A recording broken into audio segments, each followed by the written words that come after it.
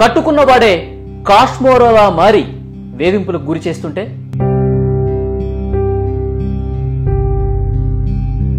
ఇట్లా ముట్టుకుంటలేడు అసలు పిల్లలని పుండు లేకుండా చేసిన పిల్లల భూమి మీద కొట్టించి నాకు బతకాలనిపిస్తలేదు. ముగ్గురు కలిసి కొట్టేసిండు అంత గలీజ్ చీరిపి కొట్టింది మా మామ. నమస్తే, వెల్కమ్ టు నిశ్శబ్దం. Break the silence. కంచె చేనుని మేస్తే కట్టుకున్నవాడే కాశ్మోరలా మారి వేధింపులకు గురి చేస్తుంటే కలియుగంలో ఈ రకంగా ఇబ్బందులకి గురి చేస్తున్న వాళ్ళు అడుగడుగున ఇలాంటి సమస్యలు క్రియేట్ చేస్తే నిజంగా ఎలాంటి పరిస్థితులు ఉంటాయి? ఒక మహిళ ఎన్ని ఇబ్బందులు పడుతుందో, ప్రత్యక్ష నరకం అనుభవిస్తుందో మీకు ఇప్పుడు చెప్పే ప్రయత్నం చేస్తాను. పెళ్లి చేసుకున్నాడు, కాపురం కొన్నాళ్ళు బాగానే జరిగింది. ఆడపిల్లలు పుడుతున్నారని ఒకే ఒక్క కారణంతో 4 సార్లు అబార్షన్ చేయించి మానసికంగా కృంగదీశాడు. అది మాత్రమే కాకుండా తను చనిపోయిందని చెప్పి బతికుండగానే వేరొక పెళ్లి చేసుకున్నాడు ఆ ప్రబుద్ధుడు. ఈ కేసుకు సంబంధించి ప్రస్తుతం ఆమె న్యాయ పోరాటం చేస్తోంది. ఆ మహిళను మీకు పరిచయం చేస్తాను. ఏదో రకంగా నాకు సాయం చేయండి అంటూ అటు పోలీసుల్ని అందరినీ కూడా వేడుకుంటున్న పరిస్థితి కనిపిస్తోంది. ఆ మహిళ పల్లవి ప్రస్తుతం మనం టీవీ స్టూడియోలో ఉన్నారు, వారితో మాట్లాడదాం. అలాగే ఈ కేసు గురించి వివరాలు తెలిసిన వెంటనే చలించి స్పందించి ఆమెకి ఏదో రకంగా న్యాయం చేద్దామని చెప్పి ముందుకొచ్చారు సోషల్ యాక్టివిస్టు కృష్ణకుమార్ గారు. వారు కూడా మనతో ఉన్నారు. కార్యక్రమంలోకి వెళదాం. నమస్తే పల్లవి గారు. ఏంటి మీ సమస్య? అసలు ఎక్కడ మొదలైంది? ఫస్ట్ ఆడపిల్లలనే సార్, ఆడపిల్లలనేసి స్టార్ట్ అయింది నాకు. ఫస్ట్ పాప తర్వాత ఫస్ట్ పాపకి బాగానే ఉన్నాడు. మీకు వివాహం ఏ సంవత్సరంలో జరిగింది? మ్యారేజ్ 2017లో అయింది. ఫస్ట్ మ్యారేజ్ బిఫోర్ మ్యారేజ్ అయితే 1 మంత్ మా ఇంట్లోనే ఉన్నారు, వచ్చి చేసుకుంటే నిన్నే పెళ్లి చేసుకుంటాం అనేసి ఉద్దేశంతో మాతో ఉన్నారు. మమ్మల్ని ఎంక్వైరీ చేయనీయలేదు ఫస్ట్. అంటే వాళ్ళు ఎలాంటి వాళ్ళు అని తెలుసుకోవడానికి కూడా మాకు ఛాన్స్ ఇవ్వకుండా చేసిండు. అట్లా ఎంగేజ్మెంట్ అయిన తర్వాత ల్యాండ్ 6 గుంటల ల్యాండ్ ఇచ్చినాం జనగాంలో. ఆ ల్యాండ్ కూడా రిజిస్ట్రేషన్ అయ్యింది. రిజిస్ట్రేషన్ అయితేనే పెళ్ళి అని చెప్పేసి అన్నాడు. వెడ్డింగ్ కార్డ్స్ కొట్టించిన తర్వాత రిజిస్ట్రేషన్ అయితేనే మ్యారేజ్, లేకపోతే మ్యారేజ్ కట్టు బంద్ చేద్దాం అనేసి అనే ఉద్దేశంతో మా మామయ్య, మా అత్త, మా మామ ముగ్గురు ఓకే రిజిస్ట్రేషన్ చేయించిన తర్వాతనే మ్యారేజ్ అయ్యింది. ఆ తర్వాత కొన్ని రోజులు పిల్ల పెళ్ళి కాగానే 2 months కల్లా ప్రెగ్నెన్సీ కన్ఫర్మ్ కాగానే బాగానే ఉంది. పాప పుట్టినాక బాగానే ఉన్నారు. ఆడపిల్లని చెప్పగానే డల్ అయిపోయారు. ఫస్ట్ పాప అప్పుడే డల్ అయ్యారు. సరేలే ఫస్ట్ పాప కదా అన్నట్టుగా నేను కూడా సైలెంట్ ఊకున్నా. ఈ పాప అంటే పాప పుట్టిన తర్వాత ఏమన్నా సూటిపోటి మాటలు అప్పటి నుంచే మొదలయ్యాయా? అయినాయి. ఏమనేవాళ్ళు? గుచ్చి అంటే ఎట్లా అంటే అమ్మ వాళ్ళ ఇంటికి పోవద్దు, నువ్వు ఇక్కడే ఉండాలి, మీ అమ్మకి మీ నాన్న ఎవరు ఫోన్లు చేయొద్దు, ఇట్లనే ఉండాలి, మేము చెప్పినట్టు వినాలి అనేసి ఇక్కడికి అసలు కనీసం షాప్ కూడా పోనీకపోతుండే, నన్ను బయటకు వెళ్ళనిపోతుండే, ఇంట్లోనే ఉండాలి నువ్వు అట్లా ఒక జైలు వేసినట్టు ఉంటుండే నన్ను. అట్లా కొంచెం ఇంట్లోనే హరాస్మెంట్ చేసేవాళ్ళు. పిల్లలు ఏమైనా జ్వరం వచ్చినా ఏమొచ్చినా హాస్పిటల్ కూడా తీసుకోకపోతుండే. నేను బతలాడితే అట్లా ఒక తీసుకెళ్లేవారు. ఓకే. అంటే రెండో పాప ఏ సంవత్సరంలో పుట్టారు? ఈ పాప తర్వాత కూడా సార్, ఈ ఫస్ట్ పాప తర్వాత 6 months మళ్ళీ గొడవ అయింది. ఈమె 6 months ఉన్నప్పుడు. అప్పుడు ఏంటి గొడవ కారణం ఏంటి? వద్దు వెళ్ళిపోవాలి నువ్వు, ఇక మళ్ళీ ఇంటికి వెళ్ళిపోవాలి, మీ ఇంటికి వెళ్ళిపోవాలి అంటే మా అమ్మ వాళ్ళు ఇక్కడ రావద్దు, నేను అక్కడికి పోవద్దు. అట్లా నేను ఇట్లా పోవాలి, అమ్మ వాళ్ళకి పోవాలి. అయితే అప్పుడు మా డాడీకి యాక్సిడెంట్ ఏదో అయ్యింది. పోతా అట్లా అంటే పోనీయలేదు. అట్లా చిన్నగా గొడవ స్టార్ట్ అయింది. గొడవ స్టార్ట్ అయిన తర్వాత పంపించారు. వచ్చిన తర్వాత ఈమెని మళ్ళీ ఇంట్లోకి రాణిస్తలేరు నన్ను. ఇంట్లోకి రానియకపోవడం మళ్ళీ నేనేం చేసిన, గేట్ ఉంటుంది కదా సార్, మెయిన్ గేట్, దాని దగ్గర ఈమెను వేసుకొని 2 days ఉన్నా. గేట్ దగ్గరే ఇంట్లోకి రానియలేదు. అంటే ఎందుకు రానియలేదు? వద్దు ఇక నువ్వు నాకు వద్దనేసి, నువ్వు వద్దు మీ ఇంటికి వెళ్ళిపో అని చెప్పి 2 days గేట్ దగ్గరనే ఉన్నా. కొంచెం వాటర్ ఇచ్చింది లేదు, కొంచెం ఏమీ లేదు. ఉంటే ఉండు, పోతేవో. 2 రోజులు ఎలా ఉన్నారు అసలు? ఇంటి బయట షాప్లోకి వెళ్ళి వాటర్ తెచ్చుకొని తాగడం, బిస్కెట్లు తీసుకొచ్చి, చిన్న బేబీగా 6 months బేబీ, ఆమెకి ఏముండదు, ఫీడింగ్ ఉంటుంది. మీ పేరెంట్స్ చెప్పారు అప్పుడు? చెప్తే 2 రోజులు బయట ఉన్నారు కదా, తెలుసు. ఏమన్నారు? వచ్చారా? వచ్చారు వాళ్ళు కూడా. అలా వచ్చి నేను వాళ్ళతో పాటు అంటే ఒక 15 మంది వచ్చినాం ఈజీగా. ఇట్లా ఎందుకు చేస్తారు అట్లా ఇట్లా అని చేస్తే వాళ్ళందరి మీద కేసు పెట్టేసిండు. పోలీసు వాళ్ళని పిలిపించి ఇట్లా మమ్మల్ని దౌర్జన్యంగా కొట్టనీకి వచ్చారు అనేసి కేసు పెట్టిండు. కేసు పెడితే వాళ్ళు పోలీసులు రాగానే సరే మీరు వెళ్ళండి, నేను పిల్లని వేసుకొని ఇక్కడే ఉంటా, ఎందుకు రానియడు అని గేట్ ముందే 2 days ఉన్నా నేను. ఉన్న తర్వాత ఇక వాళ్ళు గలీలో అందరు ఉంటారు కదా, ఇట్లా ఎన్ని రోజులు ఉంచుతారు చిన్న పిల్ల ఆమె అని గలీలో గట్టిగా అంటే అప్పుడు లోపల తీసుకున్నారు. తర్వాత రెండో పాప వరకు బాగానే జరిగిందా? అంటే అప్పుడు గొడవలు ఏం లేవా రెండో పాప? ఈమె కూడా స్టార్ట్ అయింది మళ్ళీ బేబీ కడుపులో పడగా ఈమెను వద్దన్నారు. ఈమెను వద్దంటే నేను మా అత్తమ్మ వద్దన్నది, మా అత్తమ్మ వద్దన్నది. ఫస్ట్ ఈవెన్ టాబ్లెట్స్ చేసి తీసేసుకో నువ్వు ప్రెగ్నెన్సీ వద్దంటే వద్దన్నది. నేను బలవంతంగా ఉంచుకుంటే పాప వచ్చింది. మళ్ళీ కొడుకు మళ్ళీ బిడ్డే పుడుతుంది. మీ హస్బెండ్ ఏం చేస్తారమ్మా? Lawyer, advocate. హైకోర్టు అడ్వకేటా? High court advocate. ఓకే. కృష్ణకుమార్ గారు, ఈ కేసుకు సంబంధించిన డీటెయిల్స్ మీరు కూడా తీసుకున్నారు ఇంతకుముందు. న్యాయవాది వృత్తిలో ఉన్నాడు ఆయన. అన్నీ తెలిసి కూడా ఆడపిల్లలు పుడుతున్నారన్న ఒక ఉద్దేశంతో ఈ రకమైన పని చేస్తున్నాడు. పూర్తిగా ఈమె చనిపోయిందని చెప్పి వేరే పెళ్లి కూడా చేసుకున్నాడంట. ఏం మేడం అట్లా అసలు ఎలా స్పందించాలో తెలియట్లేదు నాకైతే. అవును, ఎలా స్పందించాలో తెలియట్లేదు. కానీ ఒకటి ఏంటంటే ఇప్పుడు ఈమె పెళ్ళి కుదిరిన దగ్గర నుంచి కూడా మనం తీసుకున్న ఇన్పుట్స్ని బట్టి అర్థమయ్యేది ఏంటంటే డే 1 నుంచి వాళ్ళు చాలా పెత్తందారీ స్వభావంతో ఉన్నారు. ఏంటి అంటే వీళ్ళని పెద్ద ఎంక్వైరీ చేసుకొని ఇవ్వకోకుండా వాళ్ళ ఇంట్లోనే వెళ్ళి ఉండి మీ అమ్మాయిని చేసుకుంటామని చెప్పి ఎంగేజ్మెంట్ చేసుకొని శుభలేఖలు వేయించిన తర్వాత అప్పుడు మొదలెట్టారు ఆ అమ్మాయికి ఇచ్చే పొలము జాయింట్ రిజిస్ట్రేషన్ చేయాలి అని. ఇది చాలా నేరం, వాళ్ళు చేసిన మొదటి నేరం అది. పెళ్ళికి ముందే నేరంతోనే స్టార్ట్ అయింది వీళ్ళ పెళ్ళి. మామూలుగా పెళ్ళి ఏ పునాది మీద స్టార్ట్ అవుతుంది? నమ్మకాల మీద పునాదితో స్టార్ట్ అవుతుంది. ఇష్టము, ప్రేమ, గౌరవము వీటన్నిటితోటి జీవితం అంతా భద్రత ఇస్తాడు భర్త. మరి చెప్తారు కదా భరించేవాడు భర్త అని చెప్తారు కదా, అలాంటిది కాకుండా వీళ్ళ పెళ్ళి పునాది ఏంటి అంటే మోసంతో కుట్రతోనూ పెళ్లి జరిగింది. అయితే ఆయన జడ్జి, కొడుకు లాయరు, వీళ్ళ ఫాదరు చిన్నపాటి మనిషి, ఓ చిన్న కిరాణా షాప్ వాళ్ళకు ఉంది. వాళ్ళు ఎంచుకోవటం కూడా ఇలాగే ఎంచుకుంటారు, ఇట్లా చెయ్యాలి అనుకునే వాళ్ళు. కొద్దో గొప్ప ఆస్తి ఉండి పెద్దగా పరిచయాలు అవి లేని వాళ్ళనైతే కొంచెం తొక్కి అట్టి పెట్టొచ్చు, మనం కావాల్సినంత పెత్తనం చేయొచ్చు అనుకుంటారు. అనుకుని ఇలా చేశారు. చేసి వీళ్ళు ఇంకా ఎంగేజ్మెంట్ అయ్యాక పెళ్లి పత్రికలు వేయించిన తర్వాత వీళ్ళు వెనక్కి వెళ్ళలేరు కదా, ఎందుకంటే పరువు పోతుంది, ఆడపిల్ల మళ్ళీ పెళ్ళి అవుతుందో అవదో ఆ భయంతో వాళ్ళు ఏంటంటే జాయింట్ రిజిస్ట్రేషన్ చేసేసారు. 6 గుంటల భూమి. పెళ్ళయింది. పెళ్ళయిన తర్వాత ఇక మామూలుగా ఏ పెళ్లిలో అయినా లాంఛనాల దగ్గర వాటి దగ్గర చిన్న చిన్న తగాదాలు వస్తూనే ఉంటాయి. మగ పెళ్లి వాళ్ళు పెత్తనం చేస్తారు. సరిగ్గా అవి మామూలుగా సర్వసాధారణంగా తీసుకుంటారు ఎవరైనా సరే, పోనీలే అని ఆడపెళ్లి వాళ్ళు కాస్త ఒదిగుంటారు. అది అయిపోయింది. ఇక మొదటి పాప పుట్టిన దగ్గర నుంచి పేచీలు మొదలెట్టారు. వాళ్ళకి ఏంటంటే ఫస్ట్ ఆడపిల్ల పుట్టింది అంటే మళ్ళీ ఆడపిల్లే పుట్టుద్ది అనే ఒక అప్రమకం ఉంది వాళ్ళకి. వాళ్ళకి తెలిసిన వాళ్ళకి ఎవరికన్నా వరుసగా ఇట్లాగా ఆడపిల్లలు పుట్టిన ఏదో ఆనవాయితీ ఉండి ఉంటుంది. దాంతో ఇంకా వాళ్ళు మళ్ళీ ఆడపిల్లలే పుడతారు, ఈ అమ్మాయిని ఎంత తొందరగా వదిలించుకోవాలి అని చెప్పి ఈ అమ్మాయిని ఏంటి అంటే ఏ కోడలనైనా నువ్వు మీ పుట్టింటికి వెళ్ళడానికి వీల్లేదు అంటే ఆమె ఖచ్చితంగా పుట్టింటికి వెళ్ళాలనే అంటది. నువ్వు అప్పుడప్పుడు వెళ్ళి మీ పుట్టింటికి వెళ్ళి చూసిరా వెళ్ళిరా ఉండు అంటే ఆ అమ్మాయి ఇంకెళ్ళదు. కానీ ఇలా వదిలించుకోవాలనుకునే వాళ్ళ టెక్నిక్ ఏంటంటే మధ్యలో గోడ కట్టేస్తారు. గోడ కట్టేస్తే ఏమనిపిస్తుంది, వెళ్ళాలనిపిస్తుంది కదా. పాప అలాగే అమ్మాయికి వాళ్ళ నాన్నకి ఏదో బాగలేదని చెప్పి వెళ్తే మళ్ళీ తిరిగి వచ్చిన తర్వాత ఇంట్లోకి రానివ్వలేదు.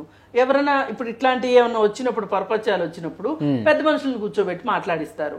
ఆ పెద్ద మనుషులను తీసుకొస్తే వాళ్ళ మీద కూడా కేసు పెట్టి అంటే వీళ్ళ జోలికి ఎవ్వరూ రావద్దు అనేటట్లుగా ఒక టెర్రరైజ్ చేసి పారేశాడు వీళ్ళ మామ. మెయిన్ కల్ప్రిట్ ఈ దీంట్లో వాళ్ళ మామదే కనిపిస్తుంది. ఎందుకంటే ఒక జడ్జి, ఒక న్యాయాధికారిగా ఉన్న మనిషి ఈ విధంగా చేయడము అంటే, ఒకవేళ కొడుకు ఏదైనా తప్పు చేస్తే కూడా చిన్న వయసు కాబట్టి తప్పొప్పులు చెప్పాల్సిన మనిషి అలా చెప్పాడు అంటే అసలు ఆయన గురించి ఎక్కువ ఆలోచించాలా ఈ కేసులో మట్టుకు. అదైపోయింది. అసలు ఆడపిల్లలు పుట్టారు అనే ఒక కారణంతో కోడల్ని గనక నిందిస్తే గనక చట్టం అస్సలు ఒప్పుకోదు. ఇది చట్టంలో క్లియర్ గా రాసుంది. ఏమనంటే ఇప్పుడు మన దేశంలో ఆడపిల్లలకి మగపిల్లలకి కొంచెం జెండర్ డిస్క్రిమినేషన్ ఉంది అన్న ఉద్దేశంతో చట్టంలో ఇది రూపొందించారు. ఈ ఆడపిల్ల అనేది ఒక వివక్ష చూపించినట్లు అవుతుంది, డిస్క్రిమినేషన్ కింద వస్తుంది. అందుకని ఒక వివక్ష చూపించడానికి వీల్లేదు. అసలు చదువు లేని వాళ్ళ అసలు అనుకోవటానికి లేదు. వీళ్ళు మరి ఇప్పుడు లా నథింగ్ బట్ కామన్ సెన్స్ అండి. అవును. అయితే సరే కామన్ సెన్స్ కూడా లేదు, కానీ లా చదివినప్పుడు లా తెలియాలి కదా. లా ప్రకారం ఏది తప్పు. ఇప్పుడు మొదటే వాళ్ళు తప్పు చేశారు, ఆదిలోనే హంసపాద అంటారు కదా, వాళ్ళు మొదటే తప్పు చేశారు. ఏది జాయింట్ రిజిస్ట్రేషన్ చేయించిన దగ్గరనే వాళ్ళు అసలు ఉల్లంఘనలకు పాల్పడమే వాళ్ళ జీవితం లాగా తయారైపోయారు. అది అయిపోయిన తర్వాత ఇంకా ఆడపిల్ల విషయం. ఇప్పుడు ఎవరన్నా మాట్లాడడానికి వస్తే, ఇప్పుడు చాలా మందికి ఏంటంటే వాళ్ళు తప్పులు చేసేవాళ్ళైనా ఎవరన్నా వచ్చి చెప్తే పరువు కోసమైనా సరే, ప్రపంచం ఏమనుకుంటుందో అని అయినా సరే కొంచెం మారుతారు మనుషులు. వీళ్ళు మారే మనుషులు కాదు, వీళ్ళు కరుడు కట్టిన నేరస్తుల మనస్తత్వం అనమాట వీళ్ళది. వీళ్ళు మారకోకుండా వీళ్ళకి ఆ చుట్టుపక్కల ఎప్పటి నుంచో ఉంటున్నారు. ఒక లాయర్ ఒక జడ్జి అనేసరికి ఆ చుట్టూ పోలీస్ స్టేషన్ లో కూడా ఎంతో కొంత ఒక గ్రిప్ ఉంటది. వాళ్ళకున్న ఆ గ్రిప్ తోటి ఆ 15 మంది తోటి కేసు పెట్టారు. ఇప్పుడు ఆయన హైకోర్టు అడ్వకేట్ అన్నారు కదా, ఇప్పుడు ఆయన ఎక్కడ ఉంటున్నాడు? హైదరాబాద్ లోనే ఉంటున్నాడా? మీ దగ్గరికి అయితే రావట్లేదు, మీ ఇంట్లో అయితే లేడు. వాళ్ళకి 2 కిలోమీటర్స్ తేడా అంతే. అంతే. ఇప్పుడు నేను ఉన్న ఇంటికి వాళ్ళు ఉన్న ఇంటికి ఒక 2-3 కిలోమీటర్స్. ఇప్పుడు పెళ్లి చేసుకున్నాడు కదా, ఆమె కూడా ఆయనతో ఉంటుంది హైదరాబాద్ లో? అలా అక్కడనే పెట్టిండు, సిద్దిపేటలోనే పెట్టిండు అమ్మాయిని. ఓకే, సిద్దిపేటలో పెట్టాడు.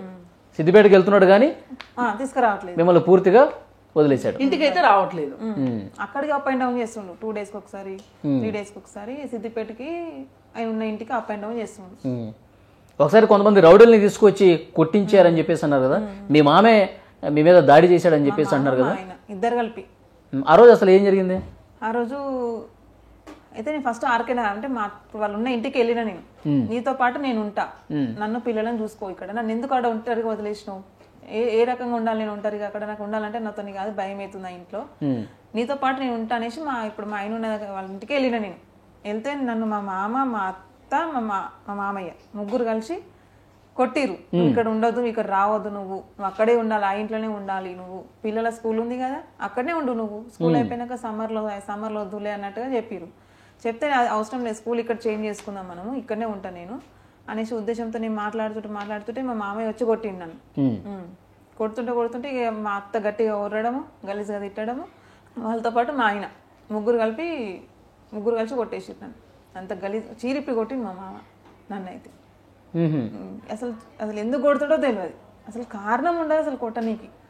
అంత ప్రతిసారి కొడతాడు. అప్పుడు అంటే ఈ బేబీ తర్వాత డిగ్రీ కంటిన్యూ చేసిన, ఓపెన్ డిగ్రీ చేస్తుంటే చదువుకుంటుంటే కూడా వచ్చి నువ్వు చదవద్దు అనేసి తన్నిండి. ఇక్కడ చదువుకుంటుంటే తెల్లారితే ఎగ్జామ్, నువ్వు చదవద్దు నువ్వు అనేసి వచ్చి కాలం చేయలేము. మా మామనే తన్నిండి నన్ను. అంటే ఎందుకు తంతున్నావు మామయ్య అని అడిగిన. అంటే నువ్వు చదవద్దు, నువ్వు చదివితే హుషారైతావు నువ్వు అనేసి. అసలు దీనికి ఎట్లా స్పందించడం? మామ కోడల మీద చేసుకున్నాడు. అదే వాళ్ళు మొదటి నుంచి ఇదే దౌర్జన్యాల మీదే ఉన్నారు. వాళ్ళ మీద అసలు వేధింపులు, గృహహింస కేసు పెట్టాల్సింది ఈ అమ్మాయి లెక్క. అయితే ఈ అమ్మాయి ఏంటంటే ఇప్పుడు ఆడవాళ్ళు ఇంకా కేసు దాకా వెళ్ళాము, పోలీస్ స్టేషన్కి వెళ్ళాము అంటే ఇంక కాపురం నిలబడదేమోనన్న భయంతో ఆడవాళ్ళు భరించి ఎప్పుడో ఒకసారి మారతారని భరిస్తారు. అది వాళ్ళకి చాలా అలసైపోతుంది అనమాట. ఇప్పుడు వీళ్ళు కాపురం వదులుకోలేరు కదా, వదులుకోగలిగితే ఇప్పుడు ఈ అమ్మాయికి ఉద్యోగం లేదు, అటువైపు పుట్టింటి వాళ్ళు ఏమైపోయినా పర్వాలేదు నువ్వు వచ్చే అనగలిగిన సామర్థ్యం ఉన్నోళ్ళు కాదు. మరి అయ్యేసరికి వీళ్ళకి అర్థమైపోయింది. అందుకే వీళ్ళు చెప్పు కింద తేల్లా పడి ఉండే అమ్మాయిని పెళ్లి చేసుకునే కారణమే అది. వాళ్ళు అలా చేసుకుని ఇంకా ఒక శాడిస్ట్ మెంటాలిటీ కనిపిస్తుంది తప్పితే వేరే ఏమీ లేదండి. వాళ్ళు చాలా శాడిస్టులు, దీన్ని బట్టి అర్థమైంది.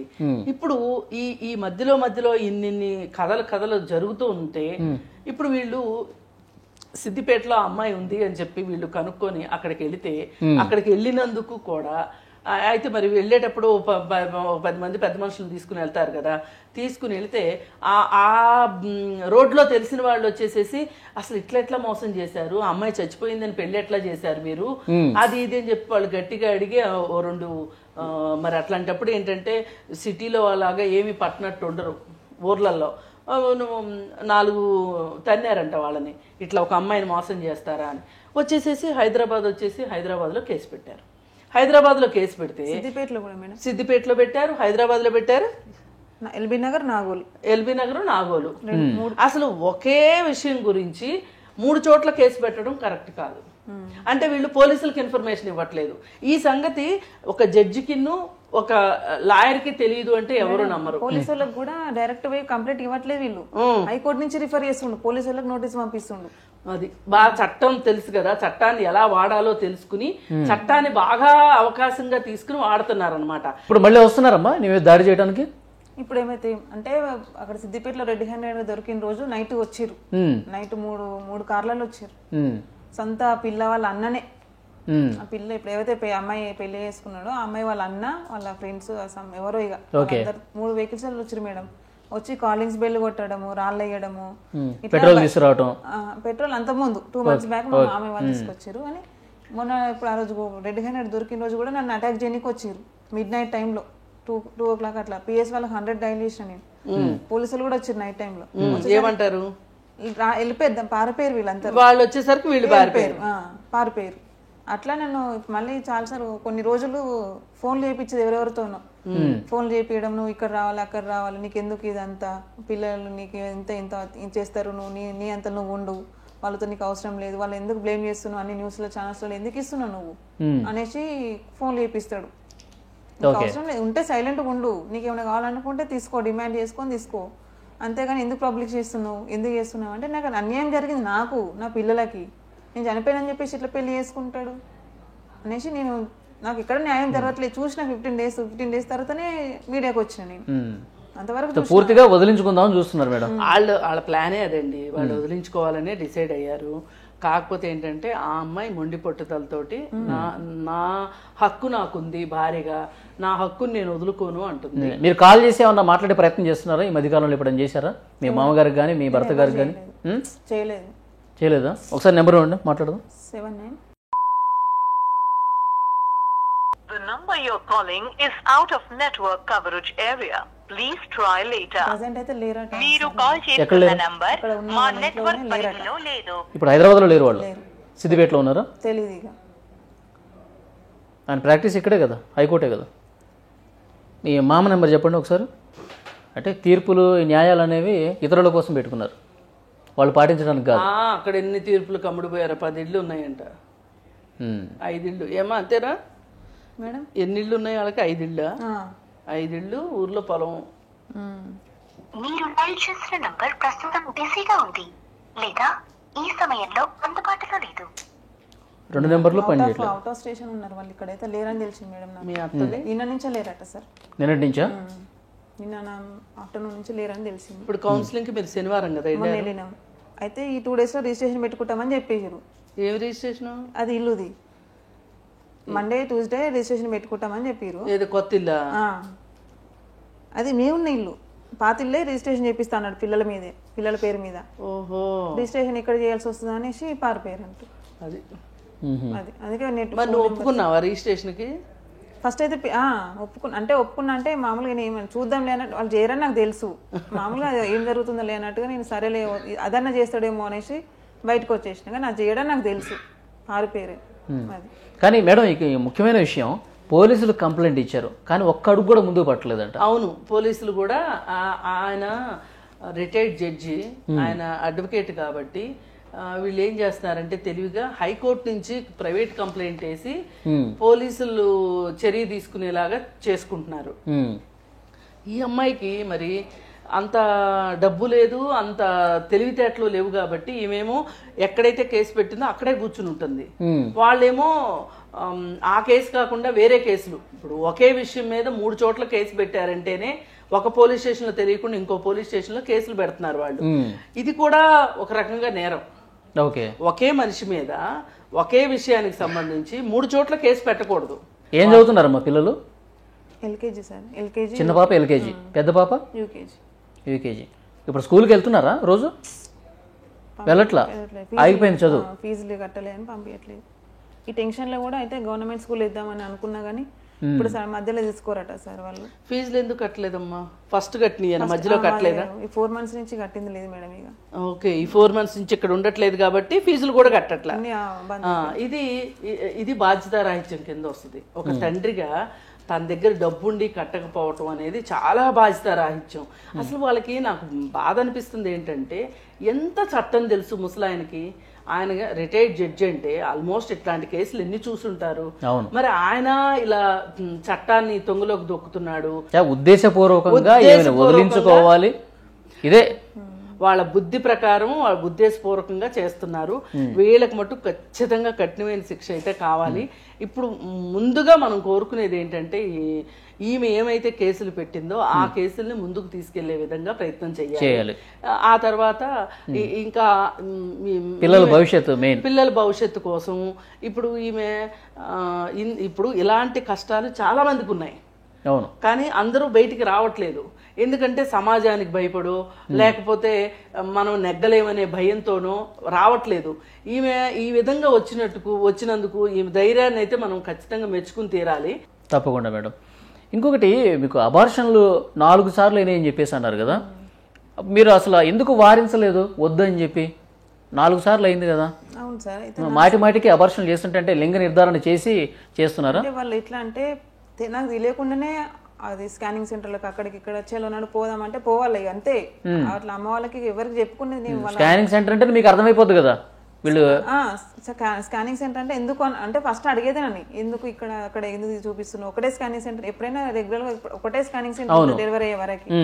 అట్లా కాకుండా ఇట్లా లేదు ఇట్లా చూసుకోవాలి, మాకు తెలిసిన అతను అని చెప్పేసి అట్లా ఏదో నన్ను మాటలు మాది చేసి చెప్పిన, వస్తావా రావా, చెప్పినట్టు ఇంటవా అయినావా, లేకపోతే మీ ఇంటికి వెళ్ళిపోతావా అనే భయం, మొత్తం భయం. అంటే కాపురమే నిలబడదు అనే ఒక భయంలోకి అమ్మాయిని నెట్టారండి. ఆడవాళ్ళు చాలా మంది మా అత్తమావల మాట గాని భర్త మాట గాని వినేది ఎందుకు అంటే, అసలు నువ్వు ఇప్పుడు మా మాట వింటే ఇప్పుడు జీవితం అంతా తోడు మేం కదా ఉండాల్సింది, మేం కావాలా వాళ్ళు కావాలా తేల్చుకోమంటారు. అది బ్లాక్మెయిలింగ్ అనమాట. ఇప్పుడు నువ్వేం కోరుకుంటున్నావు? నీ డిమాండ్స్ ఏంటి? పోలీస్ కేసు పెట్టావు, అసలు ఏం కావాలని కోరుకుంటున్నావు? ఇప్పుడు నీకేం కావాలి? డిమాండ్స్ అంటే ఫస్ట్ నాకు నేను పెట్టిన కేసు పట్టించుకోవడం లేదు. ఫస్ట్ పోలీసులు నాగోల్ పిఎస్లో అసలు నేను కేసు పెడితే అసలు పట్టించుకోవట్లేదు. అదొకటి.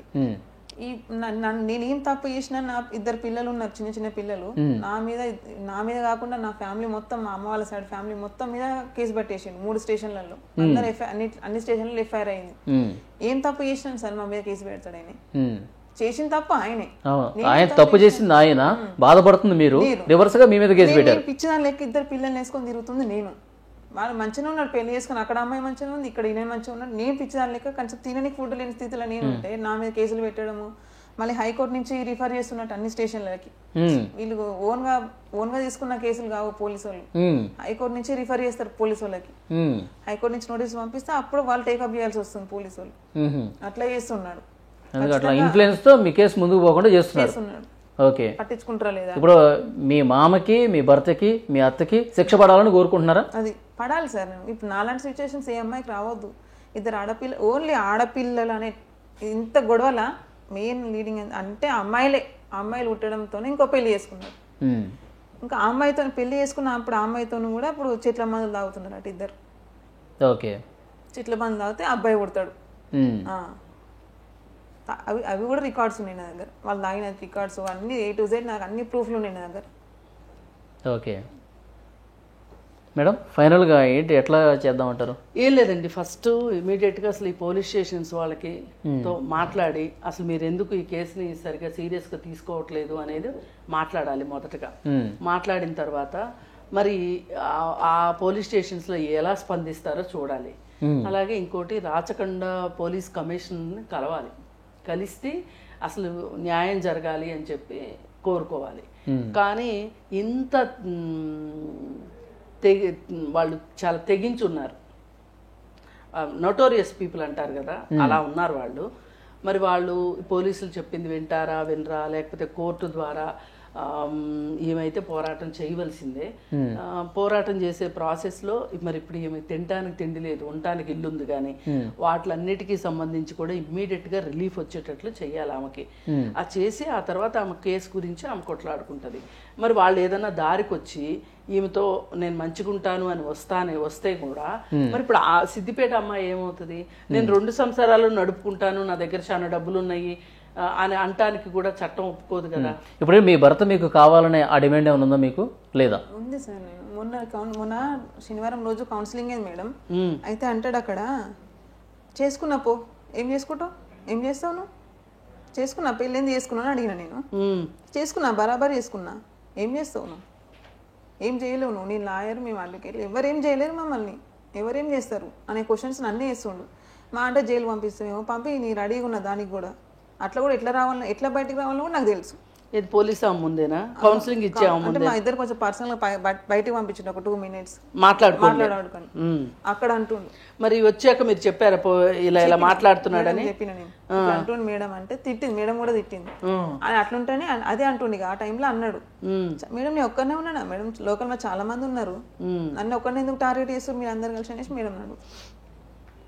ఇదండి సంగతి. ఏంటంటే ఇప్పుడు చాలామంది ఒక బ్యాడ్ ఎగ్జాంపుల్ ఇస్తున్నారు సొసైటీలో. ఇప్పుడు మనకి సినిమా యాక్టర్ నరేష్ ఇట్లాంటి వాళ్ళు ఉన్నారు కదా, వీళ్ళు ఏంటంటే వాళ్ళు చలామణి అవుతున్నారు కదా, వాళ్ళు చలామణి అవటం చూసి వేరే వాళ్ళకి ఏమనిపిస్తుంది అంటే, వాడు చేయగలిగింది నేను ఎందుకు చేయలేను, ఆయన స్థాయిలో ఆయన చేస్తే నా స్థాయిలో నేను చేస్తాను. ఓకే, ఇది ఇది ఇది ఒక బ్యాడ్ ఎగ్జాంపుల్స్ సెట్ అవుతున్నాయి సొసైటీలో. ఇంకోటి మేడం, ఇప్పుడు ఆడపిల్లలు పుడుతున్నారని చెప్పి వదిలేయటం ఒకటి, 4 సార్లు అబార్షన్ చేయటం ఒకటి. తను కూడా ఒక మనిషి ప్రపంచంలోకి వచ్చేది ఒక ఆడదాని నుంచే. అవును, ఆమె తల్లి కూడా ఒక ఆడదే కదా. దీన్ని అసలు చాలా సీరియస్గా తీసుకోవాల్సినటువంటి విషయం. లేదండి, అత్త మామ భర్త ముగ్గురు పూర్తిగా శిక్షార్హులు. పైగా ఇప్పుడు ఆ అమ్మాయి తాలూకు మళ్ళీ ఎవరినైతే పెళ్లి చేసుకున్నాడో ఆ అమ్మాయి తాలూకు బ్రదర్ కూడా ఈ అమ్మాయి ఇంటి మీద పోట్లాడుకొచ్చాడు. అతన్ని కూడా ఖచ్చితంగా శిక్షించాలి. పల్లవ గారికి 2 ఆడపిల్లలే. నీ పేరేంటమ్మా పెద్ద పాప? జస్మిత. ఓకే, నీ పేరమ్మా? అన్షిత. ఓకే, మీరు ఇప్పుడు స్కూల్కి వెళ్తున్నారా? 2 రోజు వెళ్తున్నారా? స్కూల్కి వెళ్తున్నారా? రెగ్యులర్గా వెళ్తున్నారా లేదా? పల్లవ గారు వెళ్తున్నారా? రోజు వెళ్ళట్లేదు, 2 times అట్లా, ఎప్పుడో ఒకసారి అట్లా పోతా ఉంటారు మొత్తం. అసలు పంపించడానికి ఉంది కానీ ఫీజు అడుగుతారేమో భయంతో నేను పంపించట్లేదు. ఫీజు కట్టడానికి కూడా లేదు మీకు? ఫీజు కట్టడానికి లేదు, అసలు తినడానికే లేదు, ఇంకా ఫీజు ఎక్కడి నుంచి? ఇప్పుడు మీకు చదువుకోవాలని ఉంది కదా, రోజు స్కూల్కి వెళ్ళాలని ఉంది కదా అందరిలాగా. అది పిల్లలకి ప్రాథమికమైన హక్కు అండి స్కూల్కి వెళ్ళడం అనేది. మొన్న మేడం అంటే పిఎస్లో కౌన్సిలింగ్లో పిల్లల్ని కొంచెం ఒక 10 minutes మమ్మల్ని వదిలేసిండు మా ఆయన, అంటే మాట్లాడుకోండి అని మేడం పక్క పంపించింది. కొంచెం పిల్లల్ని ఇట్లా ముట్టుకోవట్లేదు మేడం, కొంచెం దగ్గర తీసుకుంటాడేమో అని చాలా ఎక్స్పెక్ట్ చేసిన నేను. కొంచెం ఇట్లా ముట్టుకుంటలేడు అసలు పిల్లలని. లేదమ్మా, వాళ్ళని చూస్తేనే భయపడుతుండు, అంటే వీళ్ళు భయపడుతున్నారు. వాళ్ళు భయపడతారు, ఎందుకంటే నిన్ను కొట్టడం చూసుంటారు కదా వాళ్ళు. పిల్లలు నీతో ఎట్లా ప్రవర్తించారో పిల్లలకి అది అర్థమవుతుంది. పిల్లలు ఏదో చిన్న పిల్లలకి ఏమి తెలియదు అనుకుంటాం గానీ వాళ్ళ మనసులో అన్ని రిజిస్టర్ అవుతాయి. ఎవరు డాడీ డాడీ అని చెప్పి దగ్గరికి వెళ్ళారా ఆ రోజు కలిసినప్పుడు? భయపడుతుంది సార్, పోవట్లేదు, వీళ్ళు పోవట్లేదు, ఆయన తీసుకుంటాడేమని ఎక్స్పెక్ట్ చేసిన కానీ కొంచెం ఇట్లా ముట్టుకుంటలేరు వాళ్ళ పిల్లలని. ఇంకా గమ్మత్ ఏంటో చెప్పమంటారా? వీళ్ళకి ఇన్ని ఆస్తులు ఉన్నాయి, కార్లు ఉన్నాయి, ఆయన రిటైర్డ్ జడ్జి, ఆయన అడ్వకేట్ కదా. వీళ్ళ పిల్లలకి బారసాలలు కానీ అన్నప్రాసనలు కానీ బర్త్డే ఫంక్షన్లు కానీ ఒక్క బర్త్డే తెలియదు అంట వాళ్ళకి. ఏం లేవు వాళ్ళ లైఫ్లో, వాళ్ళు ఉట్టి భూమి మీద వచ్చారు కానీ వాళ్ళకి ఇలాంటిది ఏం లేదు మేడం. కనీసం ఫుడ్ లేకుండా చేసిన పిల్లల భూమి మీద కొట్టించి ఎందుకు మేడం? వాడు అసలు ఉండేందుకు లేకెందుకు? ఆడపిల్లలు అంటే ఆడపిల్లలు అంత చులకన ఆయనకి. ఆయన కూడా ఒక అమ్మాయి అమ్మ పుట్టినోడే కదా. ఇప్పుడు ఒక అమ్మాయిని పెళ్లి చేసుకున్నాడు, ఒక అబ్బాయి కావాలంటే ఒక అమ్మాయిని పెళ్లి చేసుకున్నావు కదా, పుట్టినే రాదు కదా అబ్బాయి కూడా. అవును, ఇప్పుడు మీ ఇద్దరు కలిసి ఉన్నప్పుడు పిల్లలు అప్పుడైనా బాగా చూసేవాడా, ప్రేమగా దగ్గర తీసుకునేవాడా? ఇప్పుడు చూడలేదు, ఏ రోజు చూడలేదు అసలు. పిల్లలు అసలు ముట్టుకోవడం మాట్లాడాడు కొంచెం ఎప్పుడో ఒకసారి. వీళ్ళు బలవంతంగా దగ్గరికి వెళ్తే డాడీ అని వెళ్తేనే దగ్గర తీసుకునేటోడు కానీ ఏ రోజు దగ్గర తీసుకునేటోడు కాదు. వాళ్ళకి అసలు ముద్దు ముచ్చట్లతో లేదండి సంబంధం. ఇవాళ ఇళ్లలో పనులు చేసుకునే వాళ్ళు కూడా, చిన్న చిన్న ఆటోలు నడుపుకునే వాళ్ళు కూడా, అంత చిన్న ఉద్యోగాలు చేసుకునే వాళ్ళు కూడా పిల్లలకు బర్త్డే పార్టీలు చేసుకుంటారు. అంటే ఆడంబరంగా చేసుకోమని కాదు, ఏదో ఉన్నంతలో చేసుకుంటారు. వీళ్ళకి ఏం పోయే కాలం వచ్చింది ఇన్ని డబ్బులు పెట్టుకొని అంటే? వాళ్ళకి నిర్లక్ష్యం. అదే అబ్బాయి అయి ఉంటే గనక అది వేరేగా ఉండేది. అబ్బాయి ఒకటలే అని ఒక మనసులో అది ఒకటి ఎప్పుడు మనసులో ఒకటి పెట్టుకున్నారు, అబ్బాయి లేడు ఎప్పుడైనా వీళ్ళని వదిలించుకోవాలనేసి ఎప్పుడు టార్గెట్ పెట్టుకొని చేసింది మేడం. కానీ ఎంతవరకు న్యాయమో వాళ్ళకే తెలియదు మేడం. ఓకే, లేదులేమ్మా, కోర్టే చెప్పాలి దీనికి. పోలీస్ ఏం స్టేషన్ కోర్టు మేడం, ఏం స్టేషన్లో వేస్ట్ మేడం ఇదంతా నాకు తెలిసి. వేస్ట్ అంటే వేస్ట్. నేను పిచ్చిదాని లేక నేను తిరుగుతున్నా కానీ ఎవరు ఇంత లేదేమ్మా, న్యాయం జరుగుతుంది. న్యాయం జరగకుండా ఎలా ఉంటది? అన్నిసార్లు అన్యాయం ఎందుకు జరుగుతుంది? న్యాయం కూడా ప్రస్తుతం ఉన్న వ్యవస్థ పట్ల పూర్తిగా నిరాశగా ఉంది తను. ఎందుకంటే ఇప్పుడు పోలీస్ స్టేషన్ చూసింది కదా ఈ మధ్య కాలంలో, చూసి ఏమి న్యాయం జరగకపోయేసరికి తను అలాంటి నిరాశ నిస్పృహకి వెళ్ళిపోయింది. 1 month అవుతుంది మేడం, 1 month అవుతుంది నేను తిరగబట్టి.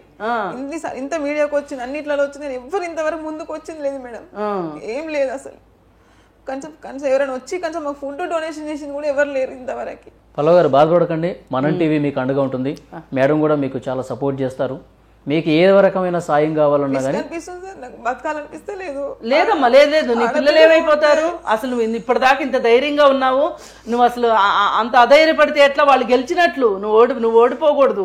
నువ్వు ఓడిపోయావో అంటే ధర్మము న్యాయం కూడా ఓడిపోయినట్లు. ఆడపిల్లలు పుట్టడం నా తప్పైతే కాదు కాదమ్మా, అసలు కాదు. సైన్స్ తెలిసినోడు ఎవడైనా ఆ మాట అనడు. ఎప్పటికీ మీకు మీ సమస్య తీరే వరకు మనం టీవీ అండగా ఉంటుంది, మేడం కూడా అండగా ఉంటారు. పోలీస్ స్టేషన్లో కేసు ముందుకు పోవాలని మీరు కోరుకుంటున్నారు. పోలీసులతో స్టేషన్కి వెళ్ళి మాట్లాడి మరింత ముందుకు వెళ్ళే విధంగా మా ప్రయత్నం మేము చేస్తాం. మీరైతే ధైర్యంగా ఉండండి, సరేనమ్మా? పెళ్లి చేసుకున్న భర్త, అండగా ఉంటుంది అనుకున్న కుటుంబము, ఆస్తులు ఇవన్నీ కూడా ఏమీ ఆమెకు ఉపయోగపడట్లేదు కదా. అవును. మామూలుగా అయితే ఏంటంటే ఇవేవి లేని వాళ్ళకి చాలామంది సమాజంలో సహాయం చేయడానికి రెడీగా వస్తారు. కానీ ఈమె పరిస్థితి ఏంటంటే రంటికి చెడ్డ రేవడిలాగా అయింది.